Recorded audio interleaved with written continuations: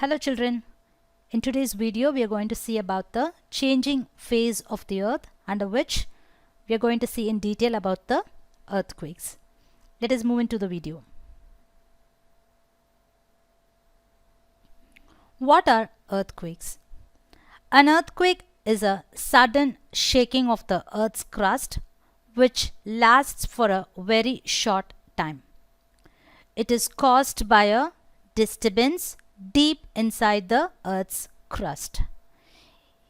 Yes, here the sudden movements deep inside the earth which emits an extensive amount of energy in the form of shock waves or the seismic waves.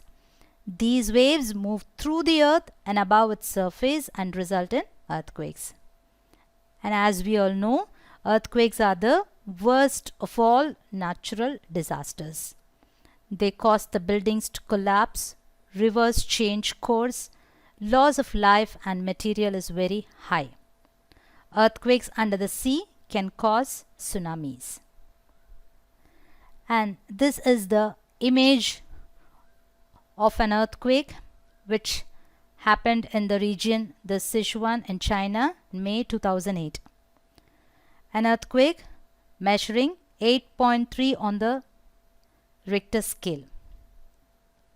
Here the earthquake was apparently the results of displacement of up to 9 meters along the 240 kilometer long Longmen-Shan fault. Roads were blocked and some were just torn away. Several barrier lakes were formed when rivers were plugged by landslides triggered by the quake. Millions of people had to be rescued from the affected areas. Survivors had to be cared for, and temporary shelter, food and medical aid had to be provided. When an earthquake is reported? When the movement beneath the earth's crust becomes intense, an earthquake is reported. For this, to understand how exactly the earthquake occurs, the internal structure of the earth has to be recalled. In the previous videos we saw about the interior of the earth, which consists of the crust, mantle and core, and also we saw about various parameters like the causes of the earthquake, that is we saw about the movement of the tectonic plates, and then we saw about the dislocation or the falls of the crust. So let us move into this earthquake, how it is happening. For that you need to know some important terms related to the earthquake. The first one is the seismic focus. This red color circle, this is the point of origin and this is called as the seismic focus. What is meant by seismic focus? It is nothing but a place of origin of an earthquake inside the earth, and from this point the shock wave spread in all direction. These are the shock waves around it. The next important term you need to know is the focal depth. The depth of the seismic focus below the earth's surface. Now see, this is the surface of the earth and this is the inside of the earth. So here is the seismic focus and the depth from the surface to the seismic focus. So the depth of the seismic focus below the earth's surface is called the focal depth of an earthquake. The next important term you need to know is the epicenter. So the point on the surface of the earth directly above the seismic focus, that is, this is perpendicular to the seismic focus. This point is perpendicular to the seismic focus and that point is called as the epicenter. And the impact of the earthquake is usually strongest near this point. So the place which is closer to the epicenter will experience the greater effect or the greater damage, and as the places we go far from this epicenter, the seismic wave will get weakened, so the damage also will be less. The next one, these are all the waves, the seismic waves, the waves generated inside the earth's surface due to earthquake are called the seismic waves or the shock waves.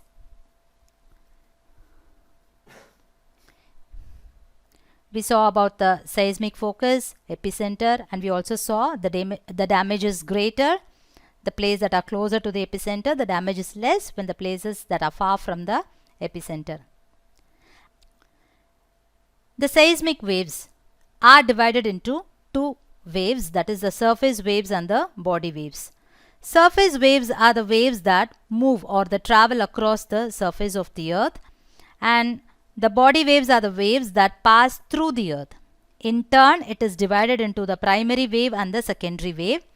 In this, the primary wave are the waves that moves faster or travels faster, and these secondary waves and the surface waves are more destructive. That's why I have colored it in red.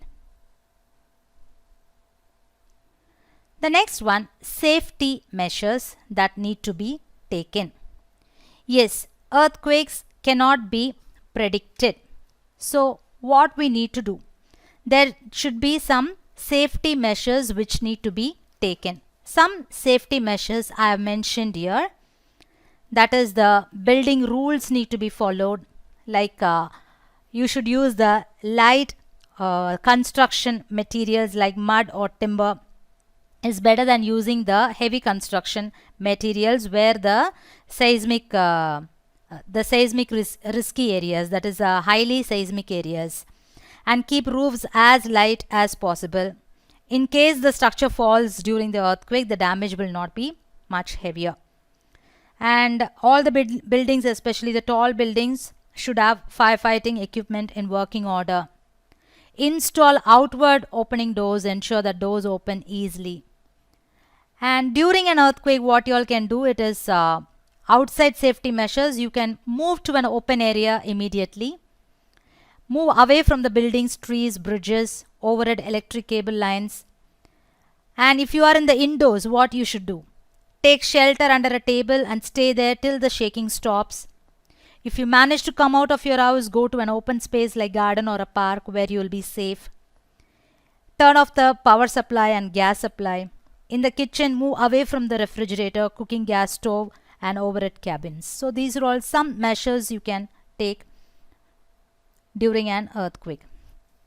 The most important thing you need to know is the seismograph. As we saw, the earthquake is not predicted. There should be some instrument that at least to detect the earthquake, the intensity of the seismic wave. So seismograph is nothing but an instrument that detects and records the intensity of an earthquake, the earthquake waves. Let us see the picture of that. Yeah, this is the seismograph. In this, you are seeing the parts of the seismograph. When an earthquake occurs, what happens? The earth shakes.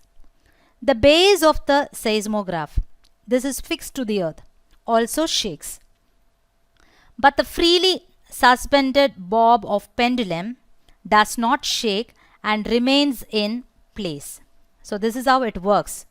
So a pen which is attached below the pendulum, under which is a fixed roller with a graph sheet, graph paper. Since the graph paper on the rotating drum shakes with the shaking of the earth, and the pen attached to the suspended bob draw the vibrations produced by earthquake on this graph paper. This is how the seismograph works. And this one is a seismogram.